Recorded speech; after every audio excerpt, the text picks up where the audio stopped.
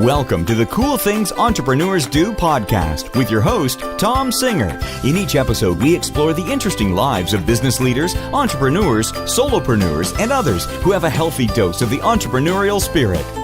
It is time to explore something cool. Now, here is your host, Tom Singer. Hello, and welcome to another episode of Cool Things Entrepreneurs Do. Thank you so much for pulling your chair up to the cool kids table. I started this podcast a little over 4 years ago with the idea of bringing you a lot of different people who are doing really cool things in the world of entrepreneurship, of business, and beyond, because the one thing I know to be very true is that success leaves clues.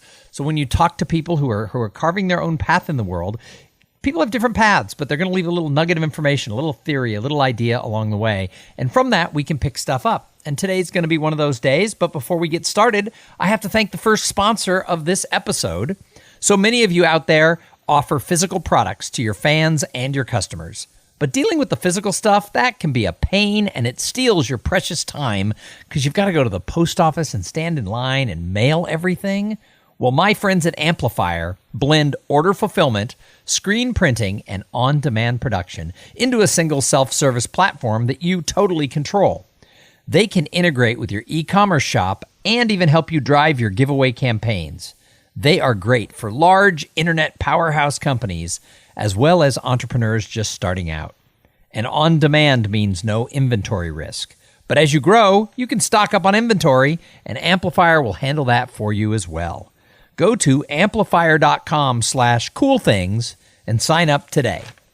So speaking of today I have someone on who she's got kind of an interesting life. She's young. She's still finding her way in the world. Her name is Cait Pearson. No, not the Cait Pearson from the ever popular TV show This Is Us. In fact, the Cait Pearson I'm about to interview has never even seen an episode of This Is Us, so I was pretty sure she was living under a rock. But as it turns out, no, she's just really busy doing actual stuff, and too much to be watching a television show. But anyway, she is someone I met through sort of the podcasting world. She has an online community called She's Hungry that I want to talk about. She's also a portrait and food photographer, and she's just doing cool stuff. So Cait Pearson, welcome to Cool Things Entrepreneurs Do. Thank you so much, Tom, for having me. I'm so excited. As I was saying to you before we got started, this week has just been one revelation after the next. My birthday was on Wednesday, and I've been telling, thank you. Yeah, I've been telling people of that, how excited I was about this interview and about coming on your show and talking about all of this and talking about She's Hungry, because especially over the last 6 months, I have been hard at work to bring to light what this community really means to me and what is possible for other people when we build this community and spread its values. So thank you so much for having me on the show. Happy to have you here. So tell me about She's Hungry. Let's start there. What is that? Yeah, so it's kind of like what I like. It's an empowerment lifestyle community, but I like to say it's my approach when in like self-love and self-care and coaching, lifestyle coaching, but it's more of an East meets West Coast style. So I'm originally from Pennsylvania. So you guys have that whole stereotype out there that's the scrappy East Coast hustle. It's cold. I like how somebody put it, East Coast, they live to work, and the West Coast works to live.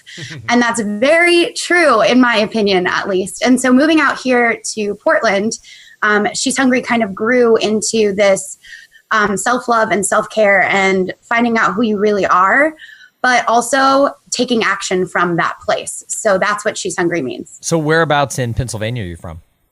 I'm from Reading, which is really interesting because our friend Justin, he actually lives there too. I was going to say, I call that middle of nowhere, Pennsylvania, because you're not. Yeah. It's about an hour north of Philadelphia. Yeah, but I go to Pittsburgh a lot. My daughter goes to college in Pittsburgh, and when I spoke in York, and Justin was able to come up and have dinner with me. When I spoke in York, I originally, instead of having dinner with Justin, I thought about having dinner with my daughter, and then I realized it was a 4-hour drive because Pennsylvania is so long and skinny. It was like, I'm not close enough to Pittsburgh, so I had to settle with eating with Justin. Yeah. Yeah. Well, I actually went to college in Pittsburgh too. Oh, you did? Where'd you go? Yeah, I went to the University of Pittsburgh and the Art Institute of Pittsburgh. Very nice. Well, my daughter's right next door. She is at Carnegie Mellon. Nice. Oh my gosh, that campus and that school is absolutely beautiful. So it's beautiful, it's awesome. but they're all really smart there. So I just walk around going, "Oh, hi, I'm just visiting." So, Yeah, so what caused you to move to Portland? Because we got to keep Portland weird. Well, actually, that's funny that you talk about the slogan of the city because. Well, wait. It's a stolen slogan. You are aware of that. We all know. There's a lot of controversy around that topic. Oh, no. Google it. It's not controversy. They stole it, and you look at the dates that the first things came out. We all know that it's Keep Austin Weird. I was going to speak at a conference with a guy from Portland, and we were going to bring T-shirts, Keep Austin Weird, Keep Portland Weird, and switch them. And he kept arguing we had it first, and then he did his research, and he called me and goes, "Oh, Austin had it by like a decade." Yeah, no. I actually did do the research because when I went, and going back to your original question, I loved the slogan because I think that it gives permission to people to be whoever it is that they are. And that's what I really needed when I moved out here, and why when I came out here, it was completely and totally on accident how I got here. But I never wanted to leave because so much felt possible that didn't feel possible on the East Coast for what I wanted for my life. But after doing the research and everything, I was like, wow, this isn't even originally ours. But I'm going to just say this. I think Keep Portland Weird sounds better. Well, I'll go ahead and say this. I think Portland has won. I think Portland has stayed weird, and Austin has become kind of hipster corporate. So, I moved here. I moved to Austin 27 years ago with the expectation of staying 3 years. But what I liked about Austin was the vibe that you could create and be who you wanted to be. And Austin is still that way. But Austin in the last 27 years has almost tripled in size. We went from 800,000 people to 2.3 million people, and we've built one road. So if you want to leave your house to get downtown, you can't really get there. Like I've given up on ever leaving my home because there's too many people on the road. So Portland, good thing you built it. For the time being, Portland is winning. So yeah, good thing that you built a kind of a business around a lot of things that you can do on your own terms from your house. Yeah, well, I'm on airplanes 120 days a year. So all right, well, at least they're airplanes and not the road. That's right. So what led you? You said you studied psychology. What led you to actually just start your own thing and go out and be a photographer and start this community? Yeah, so I originally I studied psychology, and I studied photography. Originally, this is it'll tell you a little bit about who I was when I was younger and how it manifested into this. My first dream that I ever had was I wanted to be an actress in Hollywood. And everybody rolls their eyes and they're like, oh, of course you did. You wanted to be famous, blah, blah, blah. But actually, I told my dad that I wanted to be an actress in Hollywood because I loved people watching. And I was very good at human behavior and watching people and studying how they work. And I thought I could be really good at doing this. But it was the only thing that I knew at the time of being 16 that I would be really good at doing. And I could make enough money to build libraries in third world countries. Interesting. I didn't have that vision, but actually I wanted to be an actor when I was a kid, and that's what I wanted to do. That was my thought. That was what would have made me happy, and I never did anything about it. And here's the worst part, Cait. I grew up in Los Angeles. I grew up 14 miles from Hollywood. Oh my gosh. And I never even tried. I never even tried. That's why now my motto is I make age 50 to 75 the best years of my life. I have T-shirts that say try new things that I give out to some people when I speak. And it's all about the fact that you've got to go out and try stuff because magic fairy dust doesn't happen. And so I understand that now, but I never even tried. So. Yeah. And that's kind of that's exactly what it is that I'm talking about. It's the idea that you have to get uncomfortable and you've got to go out and find what you want, find what makes you happy, and find out who you actually are, not who society's trying to make you into be or what you feel like you should be doing. Be really honest, because that's what I had to do, and then start there and work from that place, but go out and do the work. I think that message is more commonly being told to your generation. Back in the 80s and the 90s when I got out of college, it was, you've got to support yourself. You've got to get you got to have a mortgage. If you're going to have a family, you got to be the provider. It was not about find yourself. It was about find a way to support your lifestyle. And so I spend a lot of time. I have two gentlemen who I mentor who are both in their late 20s. And, I spend a lot of time with them trying to make sure that they realize that they can do whatever they want. They just have to figure out what that is, reverse engineer the steps and go for it, but that there's sacrifices involved, but that you can do it. Nobody ever told me I could do it. I had to figure that out when I was older. Yeah, I think that I attribute a lot of that. I mean, my parents both, my mom had her own business when I was a kid. So I always say that my dad, if I told him I wanted to be a rocket scientist, he would try to put me in camps, or he would tell me to read things about them. And my mom would be like, okay, how are you going to afford getting there? She was very much a businesswoman, very much a numbers oriented person. And my dad was, he was also that way, but he was more loving and caring and that nurturing kind of environment too. Learn the things, show me what you've learned, and then we'll figure it out from here. So I was very fortunate to, even though they grew up with that kind of same mentality that you're talking about, for them to still allow me this idea of dreaming a little bit bigger than what is right in front of me. Well, and that's what we've tried to do with our kids is, whatever they want to do. My daughter wanted to go to a top college, and we said, if you can get in, we'll figure it out. And she's about to graduate in May, and she went in thinking she was going to go big business, and now she wants to be an entrepreneur. And we're like, cool, that's why you go to college. You get the skills and the basics, and she's got a great business degree, coming her way from a top college, and she's learned a lot of the basics. But now she wants to do something different than she went in with. And instead of saying, oh, but you went to go to Wall Street, it's like, great, go be an entrepreneur. What do you need to do? How do we get there? So I try to be supportive in a way. And it wasn't that my parents weren't supportive. It's my parents didn't know better. Times were just very different. Definitely. No, I completely understand that for sure. But to go back to way back really quick.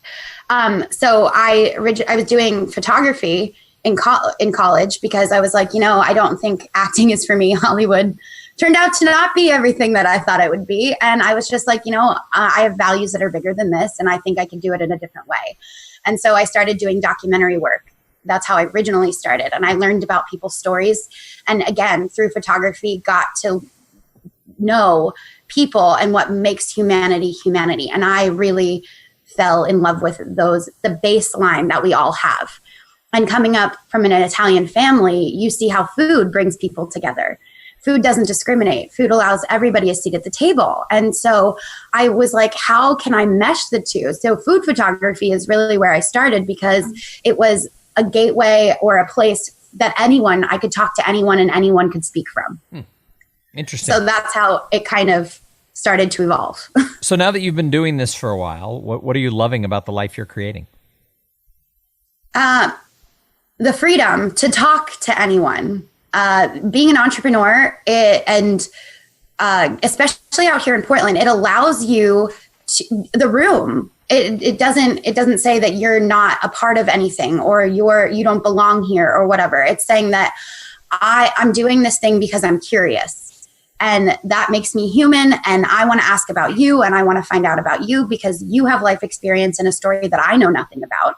And so being an entrepreneur and being able to get out there and put myself in rooms with different people from all walks of life, that freedom to do that is something that I'm finding to be extremely exciting along this way. And especially over the last couple of months since I left my full-time, since I got fired from my full-time job, which is a completely, totally different story.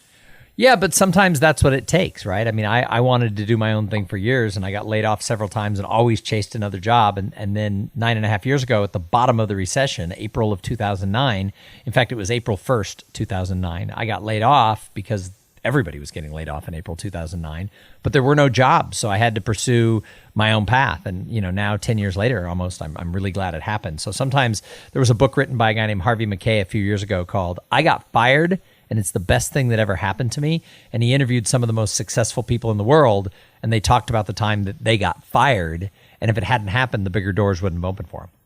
Yes, it was really like 2 weeks prior to it happening, I actually went to a seminar, and that was the first time where I said out loud this dream that I had about people and about what people don't know or what people get they're just tired and they get lazy and they settle.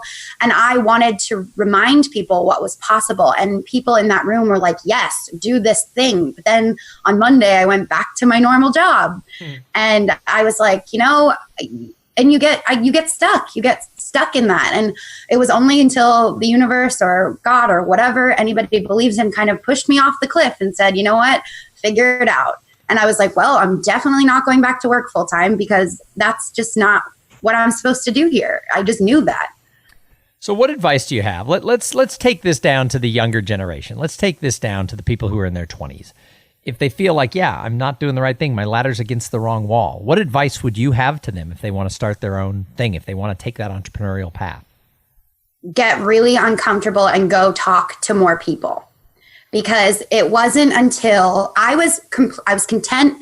I felt like I was doing my side hustle. I was working my full-time job, and you get so sucked into this bubble that you look at people online, or you look at people through social media, or you read books on even reading books on people's stories.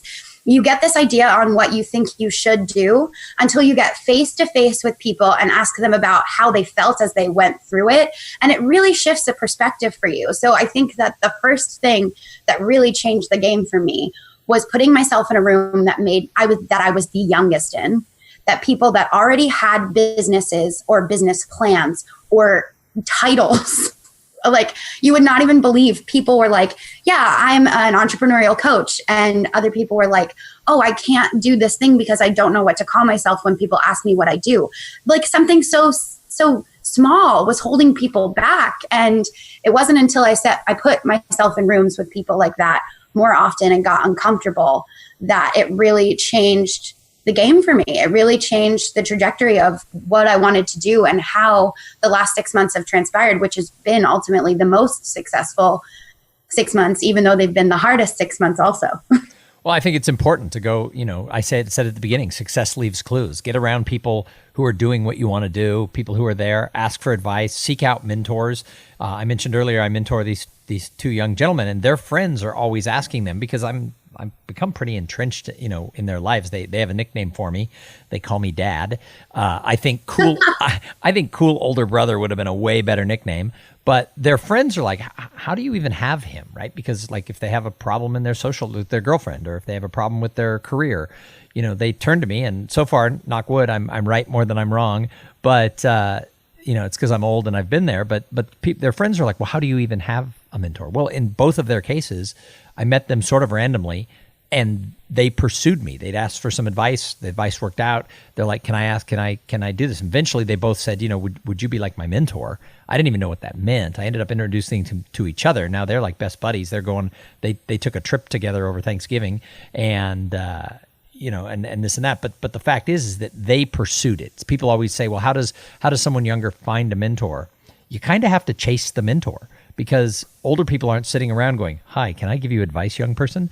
Because that's creepy. But it's true. You have to show up where people are who are doing what you want to do, and then ask them for guidance. And what I've found is most people want to help. I got a call from a guy yesterday. He wants to be a professional speaker, and he was open to what I told him. A couple days earlier, I met with somebody who wanted to be a speaker, and everything I told him, he goes, well, you don't understand the way this audience is. Well, that's the way I always am.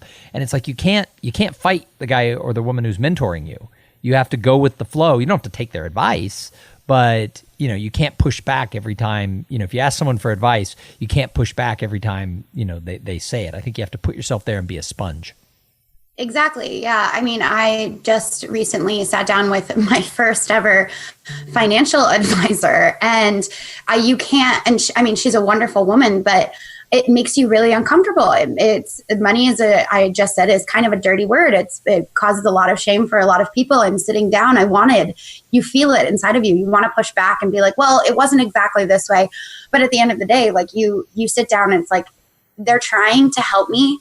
And she said it best when she said, take what you need, take what you want, and leave the rest. Because all I'm here to do is help you and push you forward in life. And really, when it comes down to anything, I think it's really great when you get uncomfortable and when you can meet people. Because like I just said, when you see social media, I think that entrepreneurs, especially like millennials and things like that, we think we can learn everything on the internet.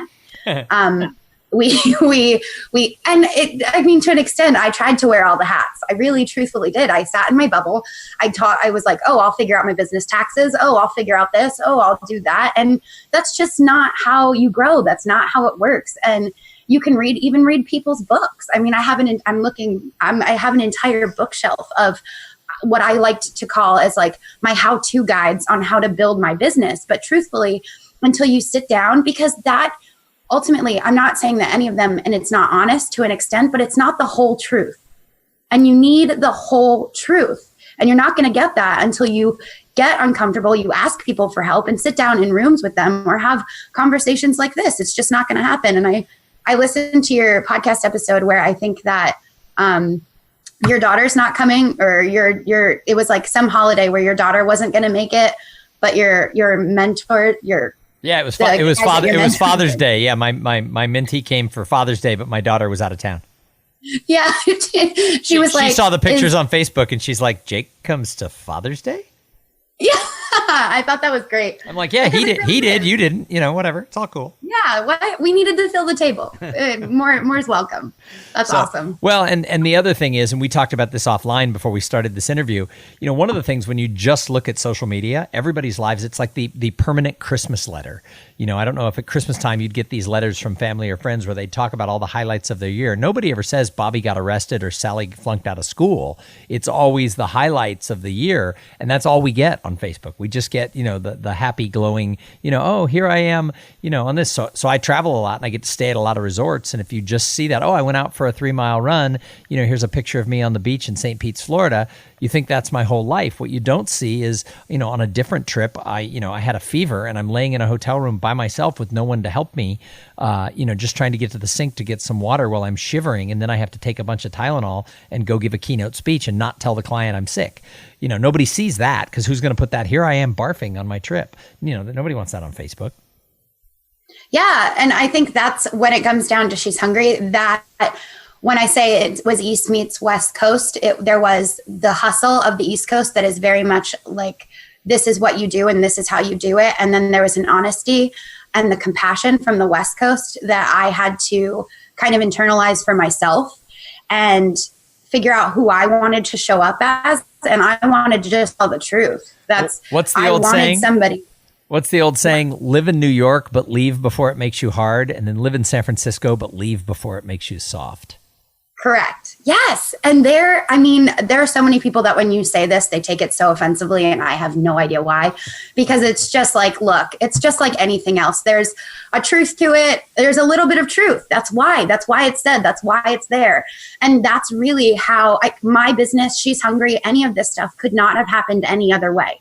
I had to have and know and be rooted in where I was rooted from, on the East Coast, but come out here and find out what it really meant to be myself and what I really wanted to put out into the world, and to show people that they don't have to do it the way that they think that they have to do it, because they have to build a business this way. They have to post on Instagram at 7:00 every day. They have to market this way. And I'm like, honestly, like, screw all of that. Like, I was supposed to put out a podcast episode 2 weeks ago, and I had just got back from vacation. I did not feel good. And I was just like, you know what?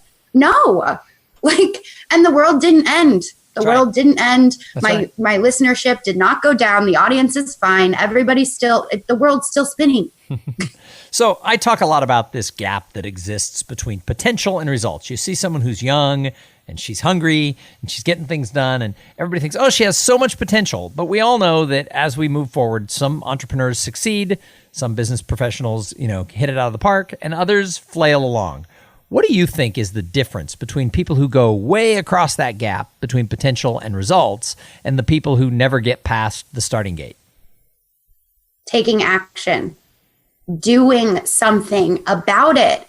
I was just having a conversation with my very best friend yesterday where she was complaining about, we used to work at a gym together. That's how we met.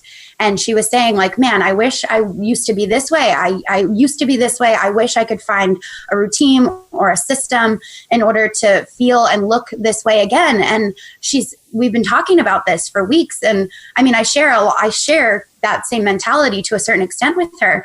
But I get up at 6 o'clock and I do a 30-minute workout or something like that. And I said to her yesterday, I said, I am not going to sit by and listen to you beat yourself up and about something that you are not willing to do anything about. And I think that we got like that. We're like that as a society. We get settled and we complain about the job we hate, about the life, about the money we don't have, about the life that we wish we had. But we never do anything. We never get mad about it enough, or we never get curious enough about it to do anything. And that's where the difference is made. It's that whether it's big or small, forward is still forward, and you can do something about it every single day. Mm-hmm. No, I think that's wonderful advice. Cait, I've got a couple more questions for you. But first, I have to thank the other sponsor of this episode. So this episode is brought to you by Podfly Productions. Podfly takes the time and the headache out of creating your own podcast. They set you up with the right equipment, training, and guidance to ensure that you're going to sound amazing. Podfly does all the heavy lifting and that pesky technical work so that you can focus on creating great content, growing your audience, and interviewing really cool people like Cait Pearson. Hey, if you want to start a podcast, and I know that a lot of you do, jump over to podfly.net/cool things and check out the offer that they have for the listeners of this show. So, Cait, I call this show Cool Things Entrepreneurs Do. What is the coolest thing you're doing with your business right now? The coolest thing that I'm actually really excited about right now is being a food photographer. It's something that I do a lot here in Portland, and I'm running into business owners that I go and I shoot photos for them, and then I give them the photos, and they're happy and it's great.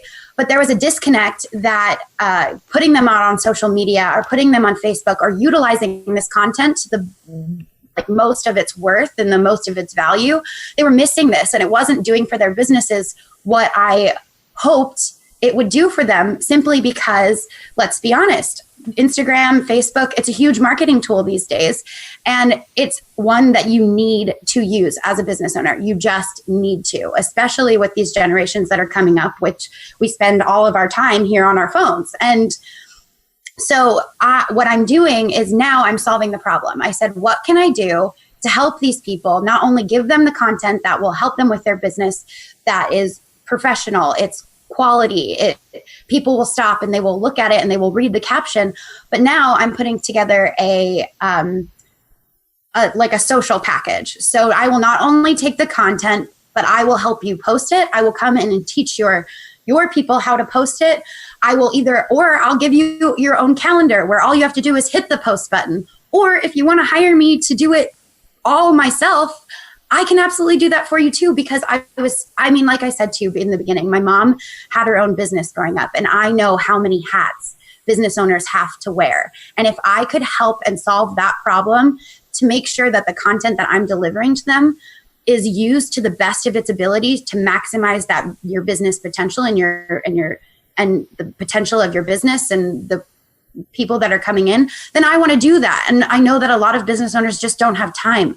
So I'm like, this is what I'm excited to offer in the new year, in the next couple of weeks to launch and the start of this social package, so that I can help people, because I want to empower people to feel like what they're putting their money into and what they're investing their time into is going to give their business what it needs in order to grow. In this day and age. And that sounds like exactly what especially these small food businesses and stuff like that, that's exactly what they need. That's awesome. So good luck with all of that. Hey, the last question I want to ask you is, who do you admire out in the world of entrepreneurship, out in the entrepreneur sphere? Because I think really great entrepreneurs, I think they're observers, and you've clearly been observing for a long time. Who do you look at and say, wow, they're doing cool stuff? I think that it's going to kind of sound cliche, but again, taking everything into consideration, I just recently did an interview with Sarah Centrella, and she woke me up. And I admire the authenticity that she has when she put out her book, Hustle, Believe, Receive. It's a difficult read because it forces you to ask yourself hard questions.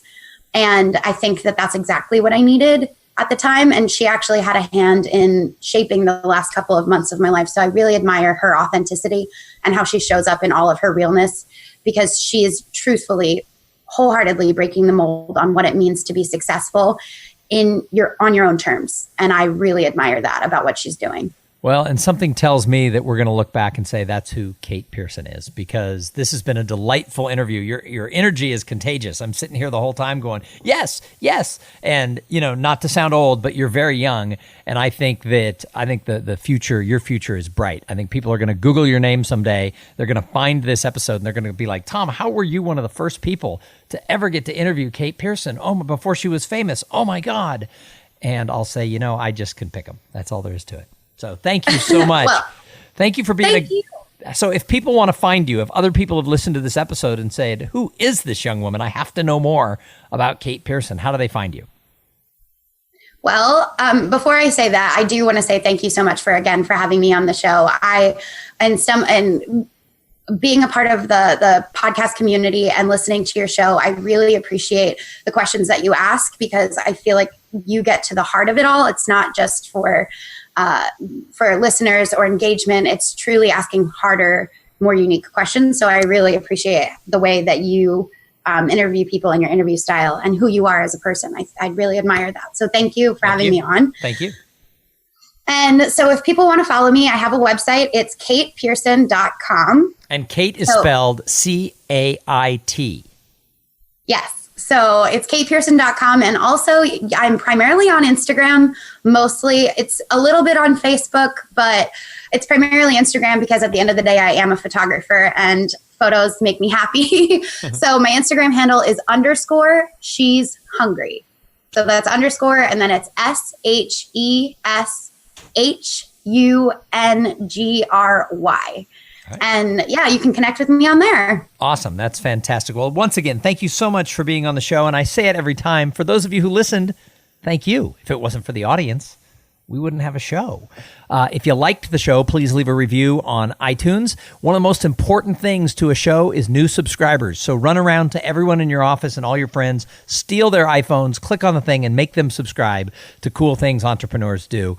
The more people who subscribe, the more the show ranks, the more people find the show. So just make every parent on your kid's baseball team subscribe. Run through the supermarket, make people subscribe. If you're going to be on stage somewhere, just make everybody pull out their phones, subscribe. No, I'm just kidding, but that wouldn't suck.